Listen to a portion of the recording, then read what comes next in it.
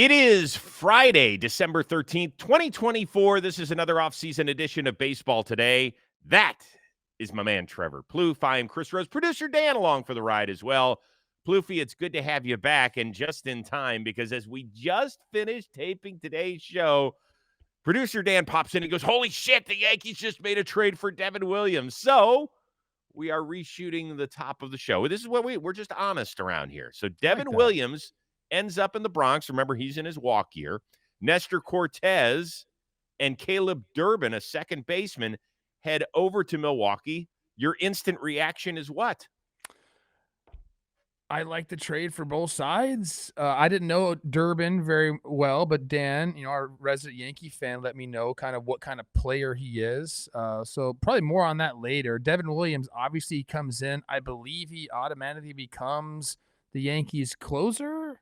I'm assuming. I know how good Weaver was last year, but we're talking about a guy, Devin Williams, who's one of the best relievers in all of baseball, has one of the best pitches in all of baseball. And I don't think you don't make this trade without putting him in the back end. Not that it really matters. How about we just do whatever, wherever he matches up. He's going to be at the back end of the bullpen. Again, I just said he's one of the best relievers in all of baseball. So anytime you get to add him to your team, it's beneficial. We talked about the money a little bit before coming on here. It's probably going to be about the same. Nestor was due $8 million. There was some funky stuff done with Devin Williams' contract. He's going to be owed about $8 million. So that's a wash there. But great move for the Yankees, solidifying the back end of their bullpen. The Brewers get a reliable starter, Nestor Cortez, and what seems to be like an infielder of the future or the present for them, a guy that walks more than he strikes out, can run, plays defense. We talked about this too. He sounds very much like a player that the Brewers would go after. So we know that's kind of how the Brewers operate. Hey, Devin Williams wasn't going to re-sign with the Brewers. It's his walk here. Let's go see what we can get for him. Maybe they had this guy circled all along, and the Yankees decided to pull the trigger. Again, I think this is going to work out for both sides. Yeah, let's look at it first from the Yankees side. They get a strikeout artist. Last year when he came back from that back issue, so he only got the back half of the season, 15.8 strikeouts per nine. For his career, it's 14.3. He doesn't give up home runs unless he's facing Pete Alonso in the playoffs. So unfortunately, that's like the lasting memory that Milwaukee fans are going to have for this guy. And I don't think it's fair. Remember, he came up and he was Josh Hader's setup man. And we were like, this dude's nasty. Like, that changeup's filthy. And all of a sudden, what happens? Hader gets traded. He steps right in. He's become a two-time All-Star. Finished top 10 in the Cy Young, I think, as a setup guy. MVP votes in 2 seasons as a reliever. Pretty damn good. And he's special. And you know what? The Yankees will try him for 1 year. And if it works out, great. And if for whatever reason it doesn't, you let him walk. That's cool, too. The more guys that you can have that can close and give guys breathers back there, it's perfectly fine. The game has changed so significantly over the last 7 or 8 years. Like, closer role's great, and I do think that gets paid more handsomely, obviously, than setup. But we know how important setup guys are. I mean, Tanner Scott's about to get paid. We've seen plenty of dudes get paid. So Luke Weaver, if he has to move back to a setup role, great. Although he was the most dominant closer out of anybody come playoff time. I mean, we wondered once they moved Clay Holmes out of that role in September finally, well, what was that going to do to the Yankees bullpen? They don't have anybody who's got closing experience down there. And he grabbed it and he ran with it. And I certainly don't think he's the sort of guy who's going to get his feathers ruffled because Devin Williams comes in. I think he'll applaud it. Agreed. It helps their team a lot. This is cool. I'm very curious to see what Durbin's all about. Now that Dan gave us a scouting report, I think. Well, I know what he won't do. He won't help you on the block in your 5-on-5 intramural hoops team for the Milwaukee Brewers because he's 5'6". Maybe he's like sneaking around opponents, a little shifty kind of guy. Like Muggsy Bogues used to be and just steal the ball. He could be that But we were wondering what the Brewers were going to do with their infield. Obviously, Willy Adames leaves a vacancy there. Bringing him in kind of solidifies that. Maybe they still go out and look at a Ha-Seong Kim.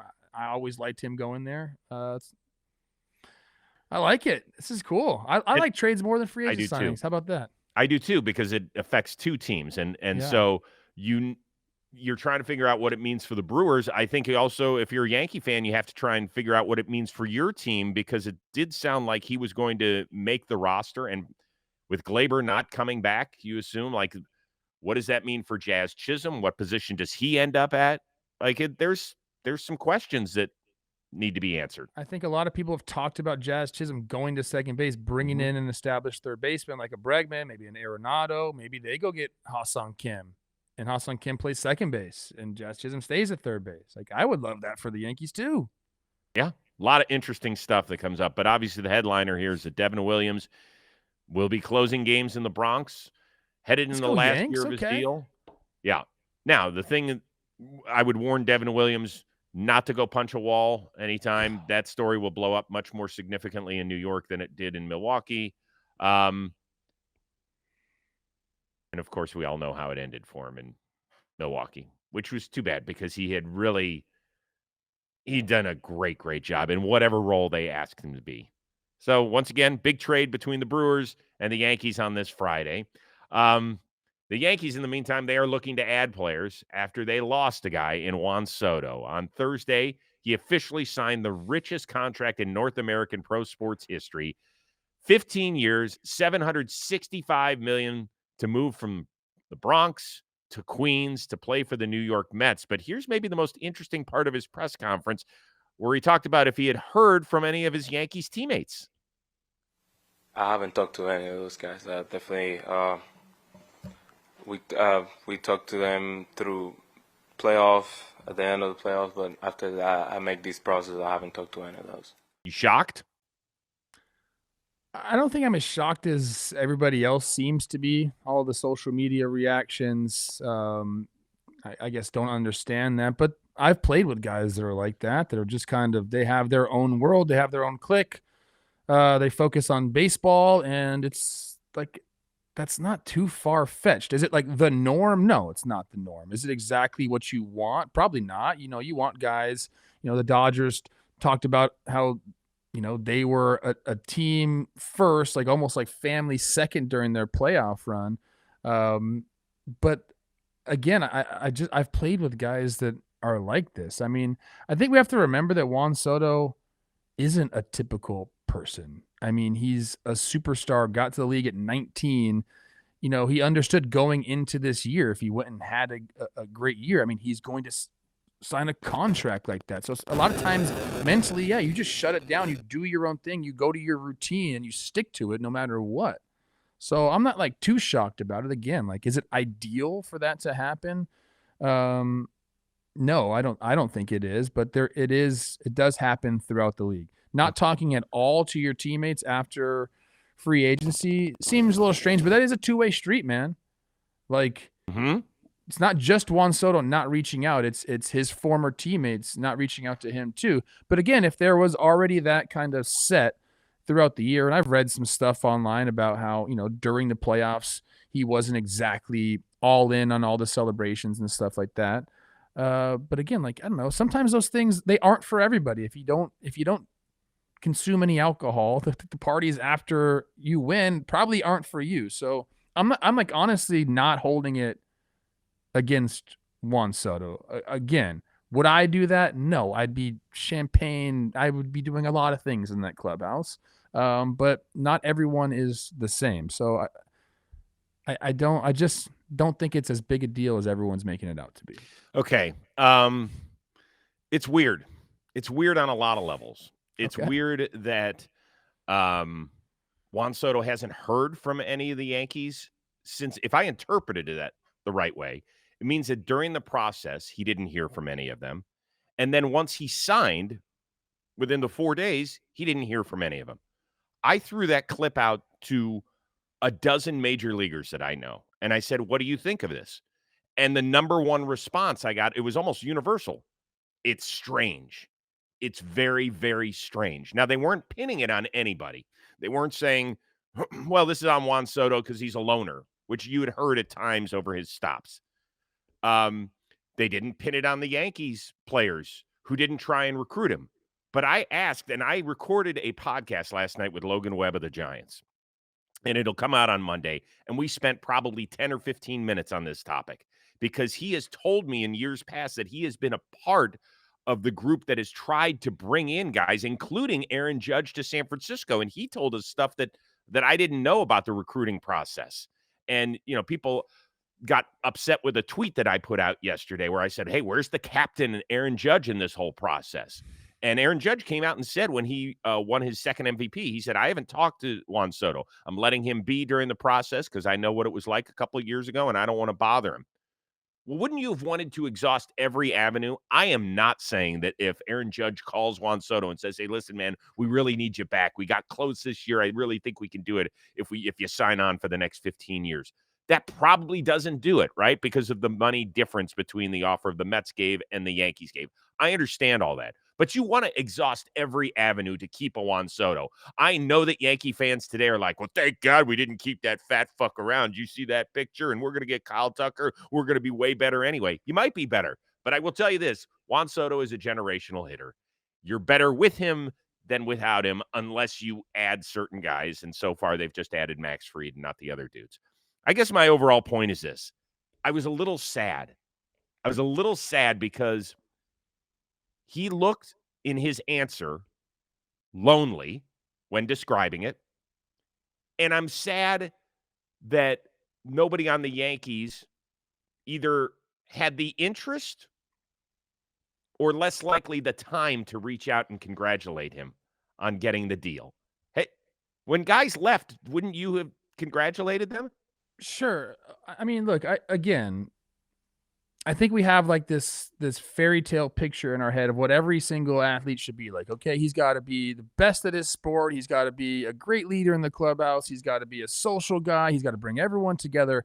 And dude, like, not everyone is like that. We're going to talk about Willy Adames later. He's like that. He's a guy that's social, will bring guys together. But we can't. To be great, and we can go throughout all walks of life, not just athletes. To be great, some people they're just different. They're wired differently, and we like celebrate that in other aspects of life. But because Juan Soto plays a team sport, and maybe I just, to me, look, again, is it ideal? No, it's not ideal. But I just don't think it's that big of a deal. He has played on 4 different teams already. Yeah, but that's all because of finances, Trevor. That's a different thing. What do you mean?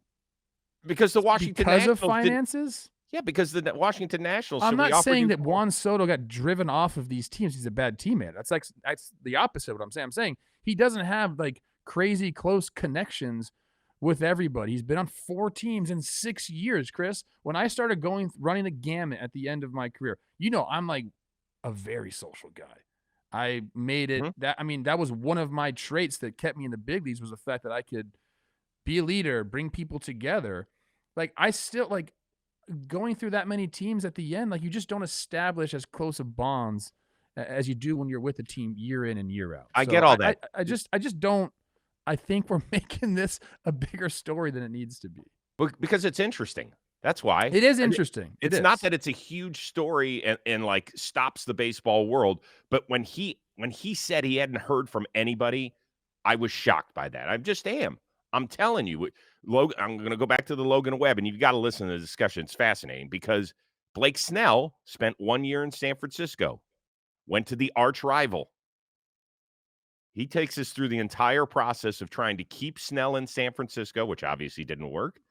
And then what happened once Blake Snell signed a $182.5 million deal?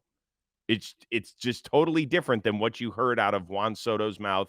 And we haven't heard from the Yankees. I am surprised that Aaron Judge didn't say anything. I just am.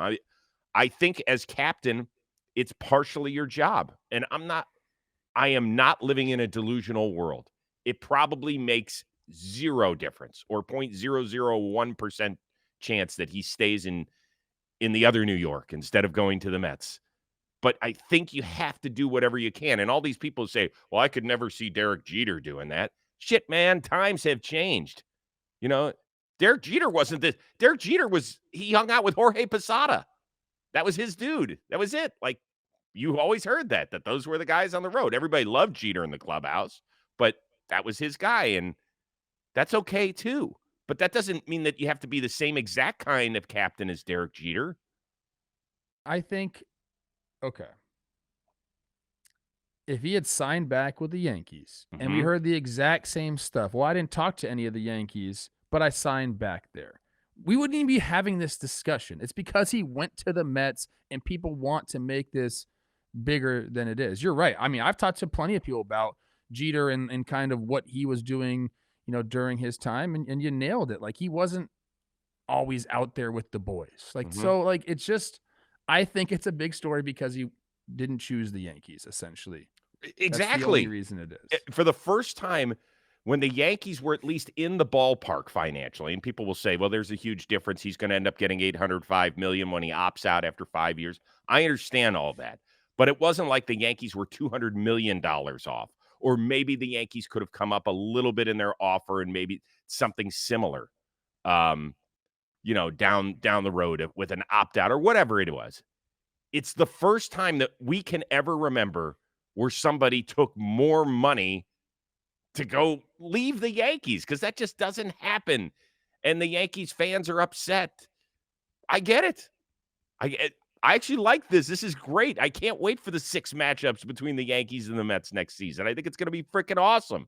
He's going to get booed big time. Hell yes, he is. It's Oh going my to be gosh. enormous. He's going to get the Altuve treatment. That's what's going to happen. There you go. God, I hope all Yankee fans are going and deleting their tweets from like talking about how he was their savior last year, because a lot of them have those tweets out there. Yeah, I mean, when he came on board right around a year ago via trade, they had reason to be excited. And I'm not like this is healthy for the sport, is as long as it doesn't ever cross a line. Like, this hatred is good for the sport. Agreed. It is good. And in the end, I want to get this very clear. If Aaron Judge says something to him, I still don't think it makes a difference. But I still think he should have done it as the captain of the Yankees. Because Willy Adames yesterday was asked at his press conference, have you talked to Corbin Burns? He said, no, but you damn well better believe at the end of the day I'm calling him. Are we the only sport that doesn't have like tampering rules? Like, basketball does, right? Don't they? Well, it's not tampering if you're a free agent. It's tampering if he's on another team via but we contract. say that all the time too. We're just like, yeah, come over here all the time. But I think you can say it as a player. You can't say it as somebody who's in management or a leadership role. Okay. Because then, I mean, I don't know. The players can't make. Yeah, we don't have that type of pull. No.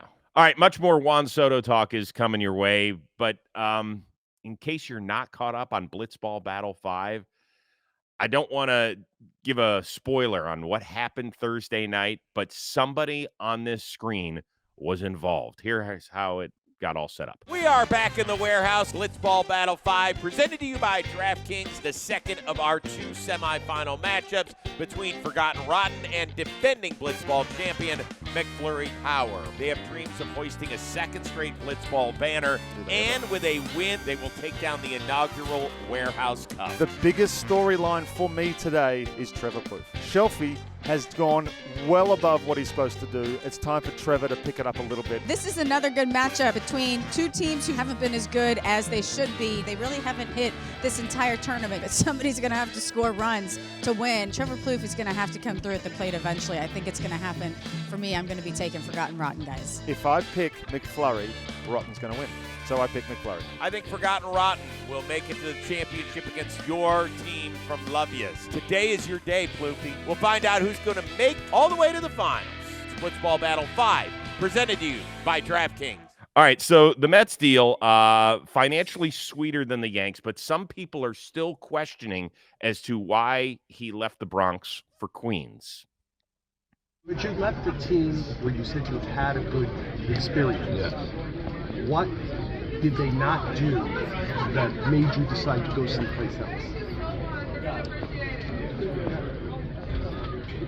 I feel like they did everything that they have in their power to help me out, to bring me back.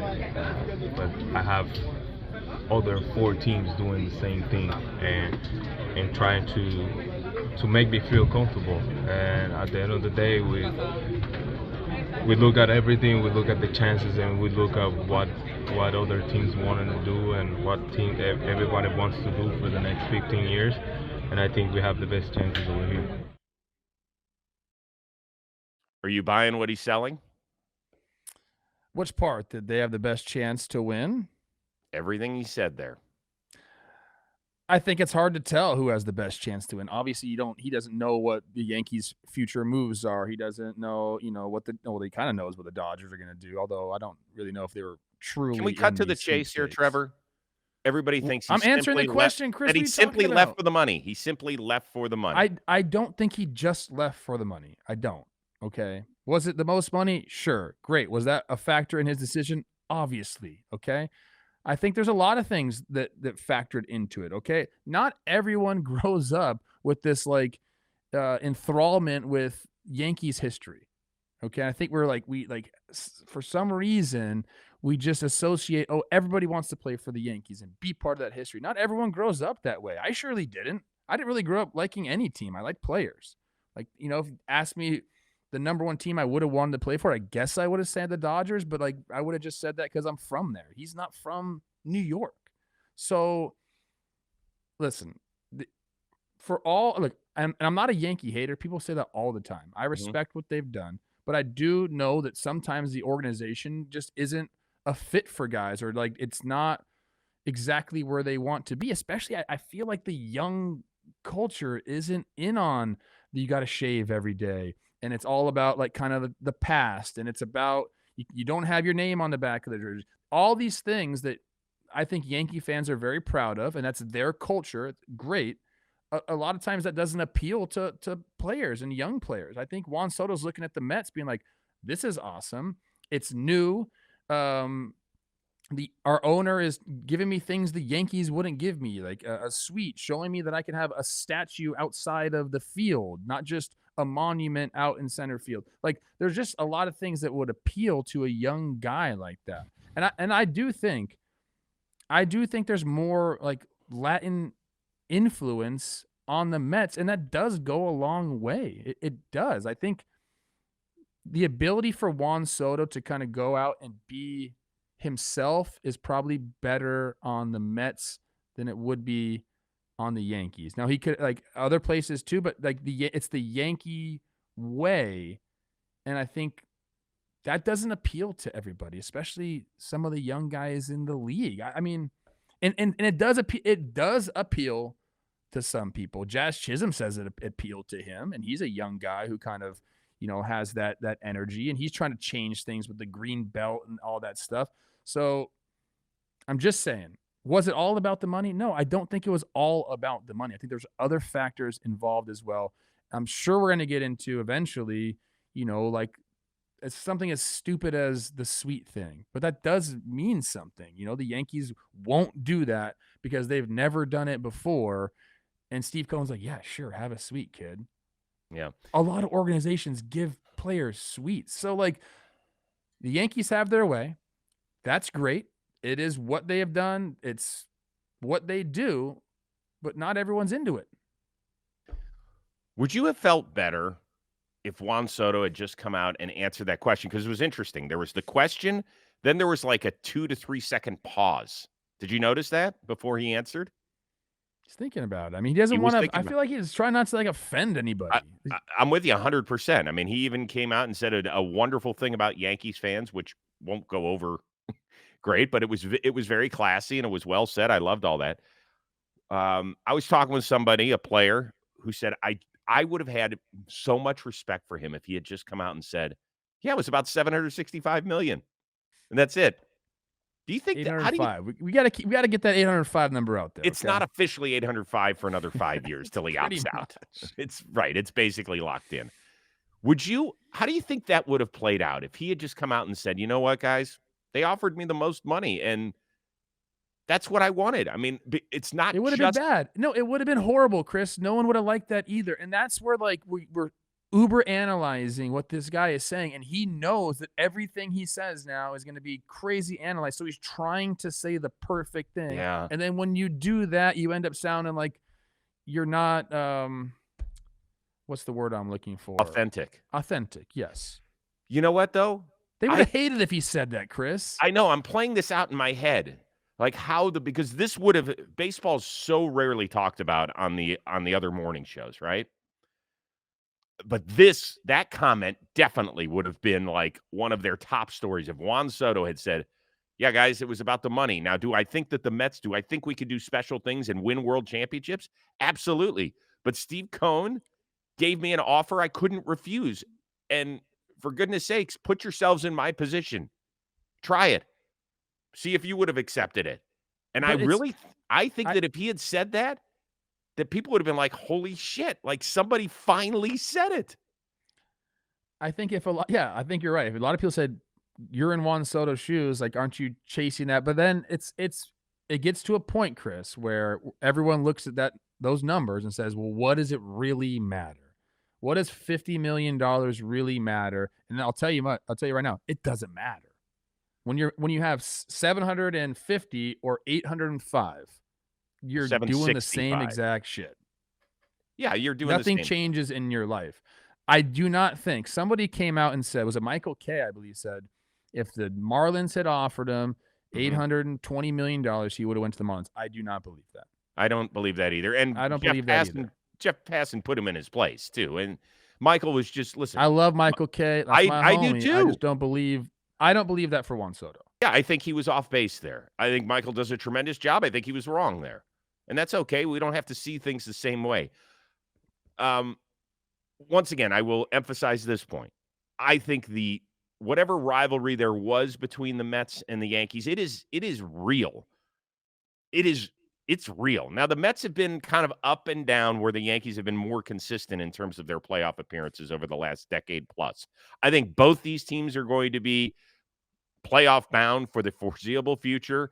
I think every time Juan Soto steps foot in the Bronx from here on out, it's going to be a boo fest, if not worse. I think every time that the Yankees come into Queens, it's a special time regardless. It's awesome. It's awesome. I think it's great. By the way, Brandon Nimmo, did you see the report today that I think he's also a Boris client. Remember, he re-upped with the Mets for a nice sweetheart deal a year ago. He did call Juan Soto during the process and say, hey, man, it's great over here. So there's another guy, if you want to chalk it up on that. And reportedly the Devers train that he had an hour discussion with him to try and get him up to Boston. Obviously, that didn't work out. I don't know. It's interesting. I love it all. It makes for a lot of, fodder, if you will. Yeah. Yeah. I love it. You got a Mets hat on, too. Look at you. I'm representing all of Major League Baseball except for Toronto. You're an isolationist when it comes to Canada. Shame on you. All right, we got more stuff coming your way, including the Willy Adames signing and a possible Kyle Tucker trade. But first, this word from my man.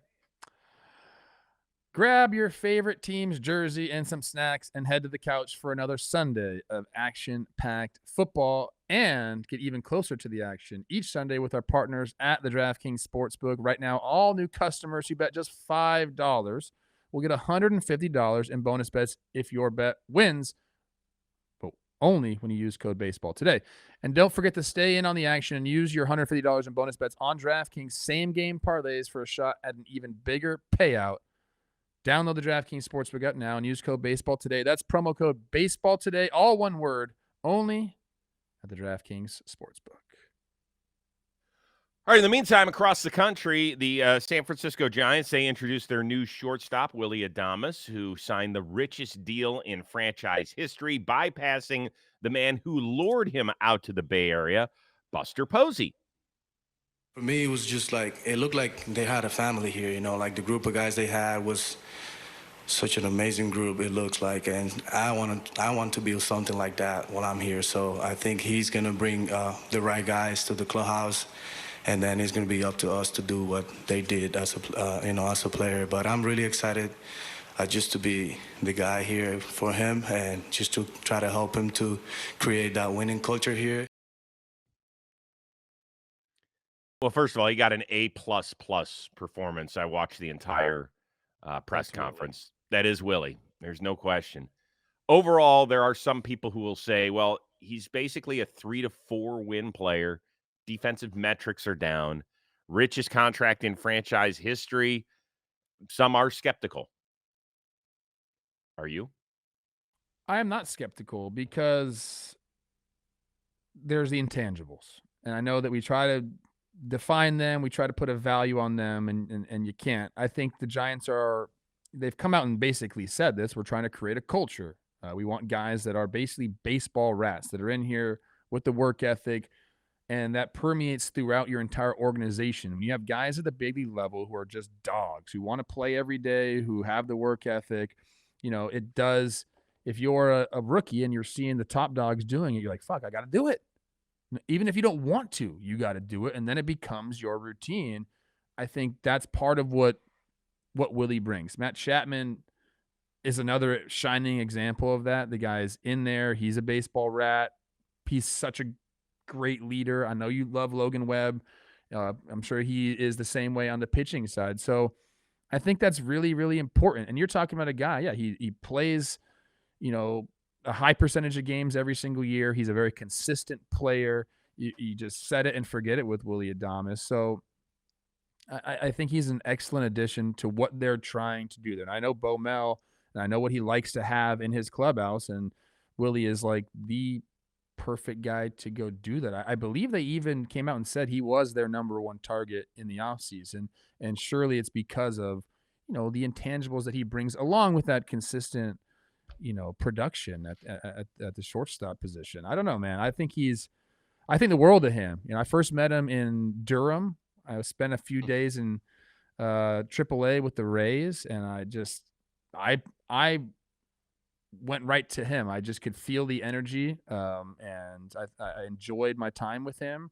And then since meeting him, I was always, whenever I would see him, we would talk, and you could just tell he has that personality, man. So I love it for the Giants because I do believe that you have to create that culture. I think Buster knows that. I think they had that when they were going through those championships early in the 2010. So I think he's really is the perfect fit for that organization. Yep, you nailed it all.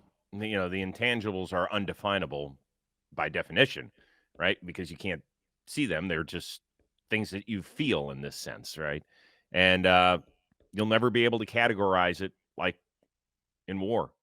But, I really believe that he's going to be a trendsetter. Now, the part is that they are a far from finished product. I think they finished 9 games out of the wild card chase a year ago, if I'm not mistaken. Corbin Burns has been rumored to be talking to the Giants and Toronto. Do the Giants need him in order for this offseason to be considered a W?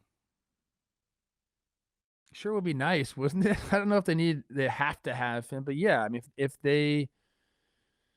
this is a pitching staff that wasn't great last year, both starting rotation and the bullpen. Obviously, he helps out with that a ton. So, yeah, I mean, they need to do more. You can't just add Willy Adames, then all of a sudden you're competing with the Dodgers, competing with the Padres in that division. You mentioned 9 games out of the wild card. So they have to make games up. I think offensively they will get better just having guys there for a full year. Jung-Hoo Lee out there, Elliot Ramos for a full year, Tyler Fitzgerald moving to second base, having him for a full year. I believe their offense is going to be much improved, obviously with the addition of Willy too this year. But yeah, Corbin Burns would help a lot. Some bullpen arms would help a lot. They do have more to do. I don't think they're done. So I guess to answer your question, do they have to have Corbin Burns? They don't have to have Corbin Burns specifically, but they have to add pitching. So last year, they had the fewest innings of all National League teams from their starters. And that's with Logan Webb, who led the National League in innings pitched. Yeah. Like, that is almost impossible to do. You can't have those. You can't have those two stats be that, but that's exactly what happened. Corbin Burns is a guy who each of the last 3 seasons has thrown at least 193 innings and thrown them at an elite level. Now, are you worried about some of the peripherals that are dropping as he now is in his 30s? Yeah. Particularly when you're going to have to pay, if Max Fried got 218, Corbin Burns probably gets 230, 235, something like that. You damn well better make sure that your I's are dotted and your T's are crossed. So maybe you go back and you bring back a couple of guys that have worn Giants uniforms before that are left-handed.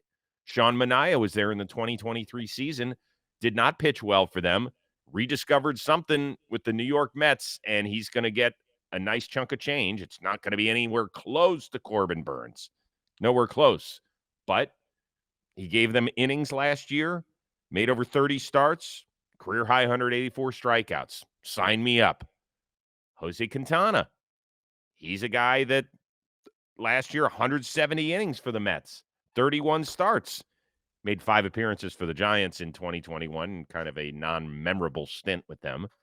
But those are 2 guys I would look at. They need to get more consistency out of their starters in terms of length. It just can't be, let's run Logan Webb out there and we'll figure out the next 4 days. That's not good enough. But I don't know if I would pour everything into my Corbin Burns basket, because I think that's where they stop if they do that. I think if you bring in a Sean Manaea, they can improve the team elsewhere. That's just a thought. And get Doval back and something. Yeah, I don't know. What's that? I mean, I really haven't dove too deep into what happened with him, but that is obviously, that's a huge blow to your bullpen. Huge. He was great for a few years. And then last year, every time he walked out there, you're like, yuck. But you're afraid to trade him because of what you've already seen. You're like, we can't let go of that arm. But Yeah. we'll see what happens. Martinez, new pitching coach. Let's go, All right. Japes. You got Plenty of rumors out there, including Kyle Tucker. He seems to be at the head of the list, right? The Cubs and Yankees reportedly are both involved in trade talks. Reportedly, Chicago is the one that's got the upper hand. Itzhak Paredes, Cam Smith, who's a big-time prospect, are the guys that would headline a deal back to Houston. Remember, Tucker's in a walk year. Reportedly, he will not sign an extension, and why would he after seeing what Juan Soto just got in free agency? If that is the case, where he goes to a new team, whether it's the Cubs or Yankees or somebody else we're not talking about, and he doesn't sign an extension, is it worth it for his new team to actually make the deal?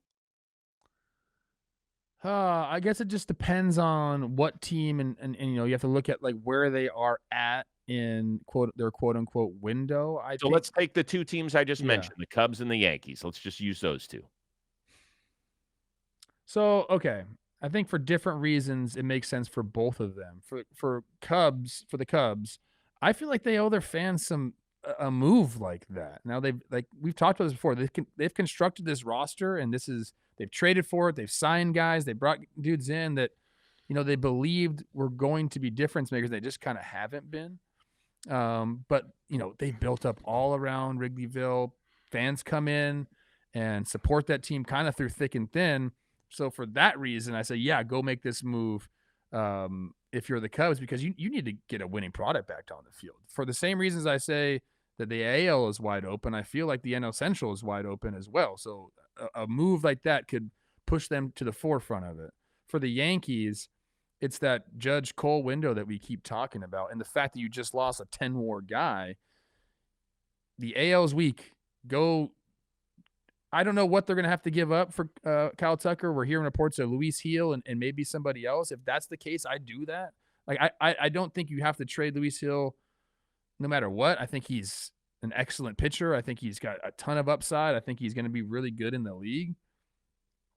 But you just got that taste of the World Series, man. And if you don't go get a guy like Kyle Tucker and they don't go improve their team, we're just expecting the Yankees to go sign 2 more bats. Like, we don't know if that's the case because it takes 2 to tango. Mm-hmm. We know you can go get a guy if you make a trade. Like, if you go and offer what a team wants, then the guy's coming to you. He has no choice. I think both these teams should very much pull the trigger if, you know, I guess just put your best foot forward, and then the Astros will have to choose. But I think it makes sense for both of those squads. For the Cubs, they haven't – you know the last time they won a playoff game? Not a series, just a game? Is it 16? No way. 17. It was 17. The next year they made it to the NLCS, I believe, and lost to the Dodgers. That's crazy. It's a long time to go. And, yeah, they do owe their fans something here.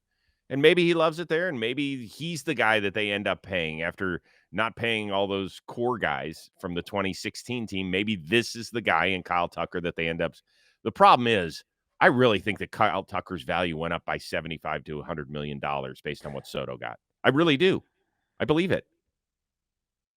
I mean, I think a lot of people's contract went up. Yeah, but I think his went up most significantly because he is a 5-tool outfielder that's in his 20s.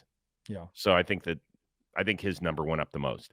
If you're the Yankees, you have to do whatever you can. I understand you might have Soto 1-year PTSD. You have to do this. Aaron Judge is 33. Garrett Cole is in his low 30s and just had arm trouble for the first time in his career. Max Fried, you just gave him an 8-year deal, but he ends up on the injured list every year. Like, you have to go do this now. You have to. You have to try, because let's say you do get burned again and he's only a one and done and you make it back to the World Series and you don't win. Well, at least you're trying. But if you don't go get him and you end up getting knocked out in the ALDS, then everybody's going to be looking at you saying, well, now what? Now are you going to go overpay for Kyle Tucker when you could have had him here a year ago anyway? And they need to be stepping on the accelerator a ton. It is interesting because you give up a guy like Michael King, you go watch him throw in San Diego. Well, and that like, sucks oh for my them gosh, now. this guy's a beast. Same thing could absolutely happen. Luis Gil on the Astros seems like a nightmare to me. If I imagine him in that uniform, for some reason, I'm like, oh my gosh, this guy's going to win the Cy Young. It's interesting, man. I do feel like if I'm both those teams, I pull the trigger. I do. For different reasons. I agree for different reasons. It's worth the shot for both of them, even if it's just a 1-year pipe dream, particularly for the Yankees, because I think they're right there. For the Cubs, I don't think they're right there, but I think they could be there in terms of winning the division, and particularly with that pitching staff, if you get to the playoffs, pretty interesting. That's what I'd have to say. All right. Everybody thinks that once the winter meeting ends, well, if your team doesn't do anything, you're like, oh, our offseason's fucked. Well, that's not the way it is. You still have plenty of time. A lot of good shopping still available. Which team would you like to see get it going a little bit in the open market and perhaps on the trade front? I think my go-to answer is the Orioles. I had some people push back on what I said on Talking Baseball, because they're like, well, we graduated all of our prospects. We don't have the farm system that we used to. Those guys are still the same. They're still trade capital to me. Totally. Okay. But I'll go a different team now. I'll go the Seattle Mariners. Stop hoarding the pitching. Okay. Get a trade done, bring some bats over, and then go sign a bat in free agency. Like, you've shown the ability to, create relievers kind of out of nowhere. You have enough starting pitching to get the job done. You need offense. We know that. Like, I think they have the ability to do it. I want to see them. They've been on the cusp. They've been right there, and they just need to take that next step, and not like a little baby step, like a big step. So make a trade, go sign someone in free agency. If you have to overpay. I don't know. Just get the job done, man. I want to see the Mariners put together an offensive team. They can do it with just quickly this offseason. I feel like it's very readily available for them. The guys that they need are available right now. Like, go make the move. By the way, why do they have to trade Luis Castillo to go get themselves a bat? There's They bats don't. out there. I mean, that's what They I don't don't, yeah. understand. Like, they're paying nothing to the rest of that pitching staff. If you can go get a Tristan Casas, then go get a Tristan Casas. But you're right. Free agency is here. Like, that's available.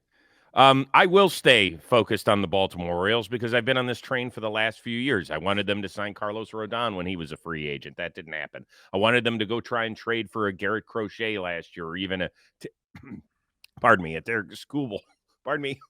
I got so amped up there. I started choking on my own spit.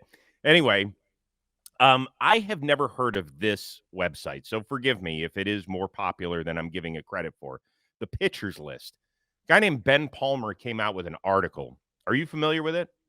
I've heard of the Pitchers List. Okay. I for whatever reason, it hasn't crossed my timeline enough, and that I apologize. That's probably on me. But this guy, Ben Palmer, wrote a scathing article on Mike Elias, the GM of the Orioles. Basically, his first line is that Elias is unwilling to spend significant amounts of money in free agency this offseason, despite new team owner David Rubenstein expressed willingness to do so, according to a source close to the Orioles front office.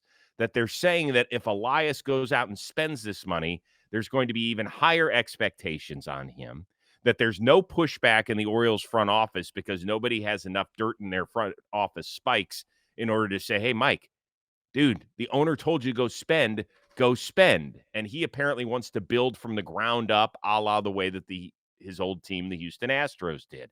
That apparently made it sound. Do that? Didn't they already hit on all their draft picks? Exactly. But they made it sound like, Ben Palmer made it sound like it is strictly an ego play from Mike Elias. And if that's the case, that is front office malpractice.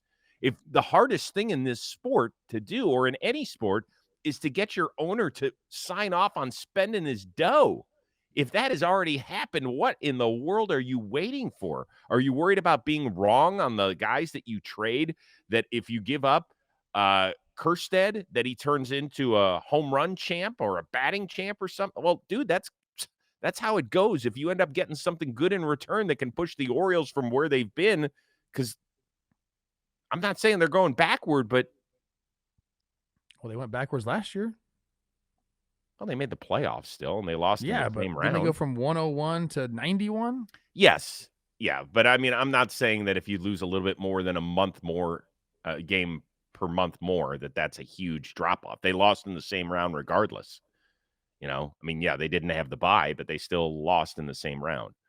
So, didn't they?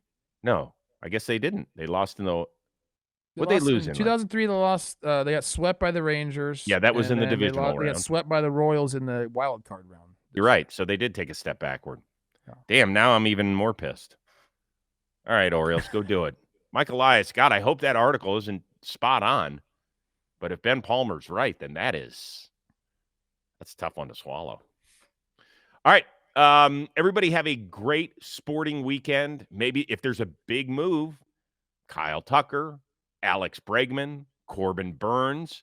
We'll be back with you, just like we did 2 episodes on Wednesday. We did an early morning episode. Then we did a Garrett Crochet episode like 90 minutes later. So who knows? We might be back here later today or on Saturday. I'll bring my computer to work on NFL Sunday because who knows? Yeah. Something might happen there too. For our one-of-a-kind producer, Dan Rourke, the uber-talented Trevor Plouffe, I am Chris Rose. Have a great weekend, and we will see you Monday, if not earlier, on Baseball Today.